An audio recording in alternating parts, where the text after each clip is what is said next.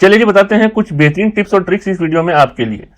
भाई आपको अगर सपोज करो चने हो गए या आपके छोले हो गए, आलू हो गए, इनको अगर आपको एक साथ उबालना है तो आप कहाँ अलग अलग बर्तन करते फिरोगे ना भाई आपके पास टाइम तो कम है और वैरायटी उबालने की ज्यादा है। हाँ, तो उसे हम कैसे उबालें? ठीक है। और अक्सर त्योहारों में तो क्योंकि लोग बाग घर पे आते रहते हैं तो आपको उबली हुई चीजें चाहिए भी एक साथ जल्दी। सही बात है। ठीक है, तो क्या करना है, देखो सबसे अगर हम एक सटल ले लेते हैं कि हमें एक साथ अगर छोले और जो रंग छोड़ने वाली चीज होती है जैसे चने, ठीक है, और एक ऐसी चीज भी होती है जो कि बहुत जल्दी उबल जाती है, छोले चने के साथ साथ आलू, ये तीन चीज हमने ले ली। तो सबसे पहले क्या करना है, पूरी के साथ हमने छोले बनाने, चने और किसी काम आ जाए या जब कंजकों के लिए खाना वो बना हलवा, तो उसमें आलू की सब्जी बनानी, तीनों चीज हमारी एक साथ हो जाएगी। बिल्कुल ठीक है। अब क्या करना है, देखो सबसे पहले तो कुकर में छोले डाल लें, ठीक है, और उसको पानी में डुबो लिया।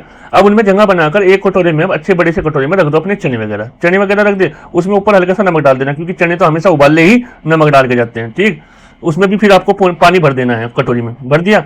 अब फिर उस कटोरी के साइड में ही अपने रख देने हैं आलू रखने के बाद आलू को कैसे रखना है, पहले आलू को अच्छी तरीके से भिगो लो पानी में भिगोकर उनको अपने छोलों के ऊपर रख देना, मतलब वो जो कटोरी है चनों की उनके बराबर में उन्हें अच्छी तरह धो लो, जो उनमें रेत वगैरह सारा निकल जाए, जो हमारी अंदर की जो सब्जी है मतलब छोले हुए उसमें रेत ना आवे। हाँ, और इसमें फिर ऊपर से आलू के ऊपर थोड़ा थोड़ा सा पानी डाल देना, बहुत थोड़ा सा, क्यों, ताकि अगर आपके आलू गिल्ले हो जाएंगे ना अच्छी तरीके से, तो फिर वो अंदर का जो पानी है, जो छोलों में पड़ा हुआ पानी है और जो चनों में पड़ा हुआ पानी है, उसकी स्टीम से वे आलू भी आपके साथ साथ ही उबलेंगे। क्यों मम्मी जी? बिल्कुल सही। इसलिए क्योंकि आलू तो जल्दी उबल जाता है, तो इसीलिए उसमें बहुत हल्का पानी ही डालना है। और आप जब 2-3 सीटी के बाद आप देखोगे, ठीक है, तो आपके छोले चने और आलू तीनों बराबर लेवल से एक साथ पक जाएंगे। क्यों मम्मी जी? बिल्कुल सही। ठीक है, तो ये आप छोटी सी ट्रिक आप यूज कर सकते हैं। अब आप जो भी चीजें एक साथ उबालना चाहते हैं तो एक को पहले नॉर्मल रखो, फिर उसके ऊपर साइडों में कटोरी रख दो, बीच में उसमें सामान रख दो, और तीसरा और भी कुछ उबालना है तो वो रख दो। ठीक है, मुझे पता जितनी भी लेडीज वीडियो देख रही होंगी ना, सब एक बार तो ट्राई जरूर करेंगी। हाँ, और जब एक बार ट्राई करोगे तो फिर आप यही वाली ट्रिक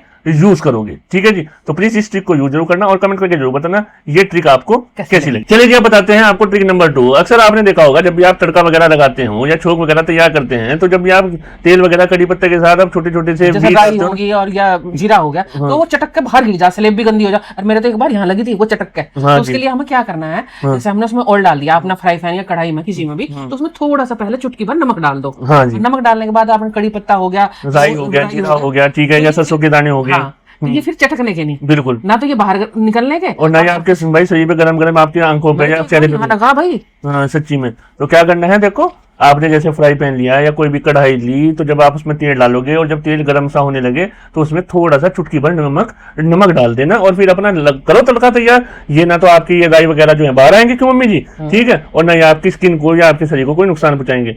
ये छोटा सा हैक है, पर ये सच्ची में बहुत काम का है। क्योंकि देखो अगर राई वगैरह ये तिड़क कर आपकी आंखों की पुतली में अंदर लग जाए तो ये आपके लिए बहुत नुकसानदायक हो सकता है। भले ही वो छोटा सा तड़का है, ठीक है, पर ये आपकी आंखों को कितना नुकसान दे सकता है वो आपको भी पता है। तो इस ट्रिक को यूज जरूर करना, एक भाई होने के नाते मेरा आपसे रिक्वेस्ट भी है। ठीक है जी, अब आ जाते हैं हैक नंबर 3 पर। अक्सर देखा होगा आपने कि घर में अचार डालते हैं, चाहे किसी भी चीज का डालो, नींबू का डालो, आम का डालो, ठीक है, गाजर मूली का डालो, मिर्च का डालो, तो हमेशा कहा जाता है कि भाई जब आप उसमें किसी भी जार वगैरह में अपना अचार कर लो तो ऊपर तक तेल भर देना। ठीक है, भरते ना। दरअसल क्या हो रहा, जैसा बरसात का मौसम है, बहुत सारे कमेंट आए कि अचार के लिए बताओ जी, अचार हमारा खराब हो जाए, तो उसके लिए हमें क्या करना है? देखो इसमें 2 छोटी छोटी सी बातें आपको बताऊंगा और इनका ध्यान जरूर कर लेना और नोट भी कर लेना। सबसे पहले जब अचार डालने के बाद शुरू से यही कहा जाता है कि बड़े जार में बर्तन अचार हम भर कर रखे हैं और फिर खाने के लिए हम छोटे जार में रखे हैं। तो हमें जो अचार अपना स्टोर करना ना, उसका जो मुंह होना चाहिए वो छोटा होना चाहिए जी।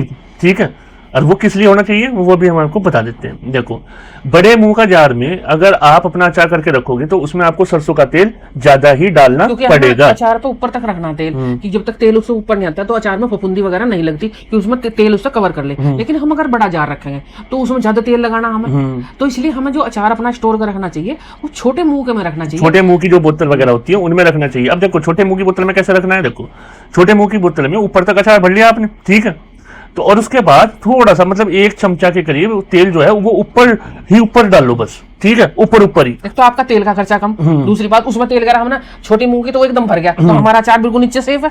बड़े बोतल में लोगे तो उसमें 1 किलो एक्स्ट्रा चाहिएगा हमें, हाँ। उसे पूरा भरने के। और दूसरी बात बहुत से जो है आज के टाइम में सेहत को देखते हुए फिर ऑयली चीज नहीं खाना चाहते, और भाई अचार तो सब हर कोई खाना चाहता है, तो इसीलिए ऊपर तक छोटे जार की मुंह की बोतल रखो और उसमें थोड़ा सा तेल डाल लो, और तेल डालने के बाद आप देखोगे वो दो एक चमची तेल जैसे डालोगे ना, वो ऊपर से एकदम पूरा फुल हो जाएगा तेल से, ठीक है। अब देखो जब ये आप तब ऊपर तक हो जाएगा, छोटे जार की बोतल होगा, छोटा मुंह का बोतल होगी, तो एक तो इसमें आपकी जो किसी का भी हाथ जो है वो गंदा हाथ आपके अचार के डिब्बे में नहीं लगेगा, कोई बड़ी चम्मच नहीं जाने की, गिल्ली चम्मच नहीं जाने की। जब भी आपको फांक निकालनी हुई, ठीक है, एक छोटी चम्मच ली और अपनी बिल्कुल फ्रेश वाली निकाल दी, अच्छा फांक निकाल दी, तो नीचे तक आपका अचार खराब होने का कोई चांस ही नहीं, कोई हाथ दे के फांक नहीं निकाल पाने का। छोटा मुंह होगा तो जैसे हमारे बड़े डिब्बे हैं, हमें पता कि हम गांव से रहने वाले, गांव से रहे, तो क्या हो जैसे बड़े उसमें से काट देना तो एकदम हाथ दे लें, कई बार चम्मच नहीं मिलती, चलो हाथ से फांक तो निकाल। और अगर आपके सपोर्ट करो उस समय हाथ गिल्ला है, तो वो आपका अचार जो है वो खराब होना तय है। तो इसीलिए जब भी आप कभी अचार डाल लो तो उन्हें छोटे मुंह की बोतलों में ही भर कर रखो, ठीक है, और ऊपर से थोड़ा सा तेल डाल दो, तो तेल की भी बचत, अचार खराब भी नहीं होगा, और ये सालों साल आपका अचार जो है वो ताजा रहेगा, ठीक है। अचार खराब होने का कोई और रीजन नहीं, रीजन सिर्फ ये है बड़ा मुंह होगा तो उसमें चम्मच गिल्ली भी जाएगी, बच्चे भी हाथ देंगे, उसमें क्या होगा सडनली हम तो उठा ही ना होंगे, हमारा देख बच्चे भी उठा लें। हाँ, और देखो एक बात और भी है, कोई इस चीज को एक्सेप्ट नहीं करता कि मैंने हाथ से अचार निकल रहा है। नहीं मम्मी, कोई नहीं, ना मम्मी एक्सेप्ट करने की, ना घर के जेंट्स एक्सेप्ट करने के, बच्चे तो भैया करते हैं। एक्सेप्ट कर लेगी, मम्मी ने तो खर्चा करके बनाया वो, ठीक है जी। तो इस छोटी सी ट्रिक को और काम की ट्रिक को सेव जरूर करना। अब आ जाते हैं जी नेक्स्ट ट्रिक पर। प्लास्टिक की बोतल हुई, मिल्टन वाली स्टील की बोतलें हुई, ठीक है, ठंडे गर्म पानी की बोतलें हुई, ठीक है, थर्मस हुए, इन्हें साफ करना है, केटल हुई, इन्हें साफ करना है।